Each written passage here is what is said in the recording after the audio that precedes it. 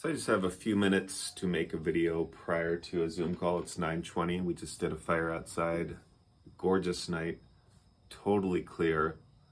Beautiful day. We're having an Indian summer, so it's been a blessing to experience such pretty weather. It was a great night for a fire. Really special to do fires, so I enjoy that. I like that we can do that. We really had no motivation to do fires when it was so hot, but now that it's getting a little bit cooler, it's a really nice time of year to do fires. So I wanted to talk a little bit today about the word charge and how sometimes using a different word can be helpful in getting your mind around something and getting your full being aligned with an idea. Like for me, the word God after a number of years became a very triggering word for me. And I don't really use the word God much. I don't object to it. It's just it doesn't really work very well for me at this time. I like the word life better with a capital L. I prefer that now. But the word charge implies like an emotional energy that is very electrical and alive in nature. And specifically, the charge meaning that it's kind of bound up in your system and that it's seeking resolution.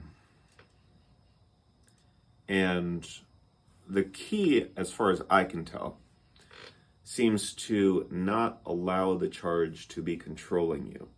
So in other words, what we want to do is we want to experience the charge fully so that we are almost like hyper aware of it, yet are established enough in witness consciousness that it's not carrying us away. So it needs more or less a moment to moment being with throughout the day. I don't think this is not like part-time work.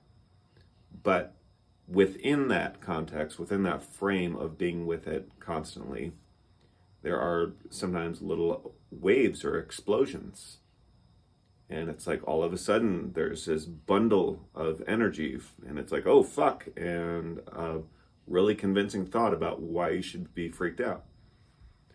And you can go along with those very easily. And so being aware of those as they come up, it's like, oh fuck, oh fuck, oh fuck. And it's like, oh, okay, no, we're good. Very primal. But anyhow, I've been thinking of that word a little bit more the last number of days. And it was a little bit better day today in terms of not the raw physical energy, but it in manifesting in ways that were really intense and painful and disconcerting. I was able to just maintain my centeredness more easily today. So that's good. So staying with the process. And I'm really starting to get like this subtle realization that I'm going to get my life back. Or I'm going to get a life for the first time. Because when I was on the up and up, when things were going better, I was always going to fight like hell because this charge was always there. But what if I can allow the charge to dissipate?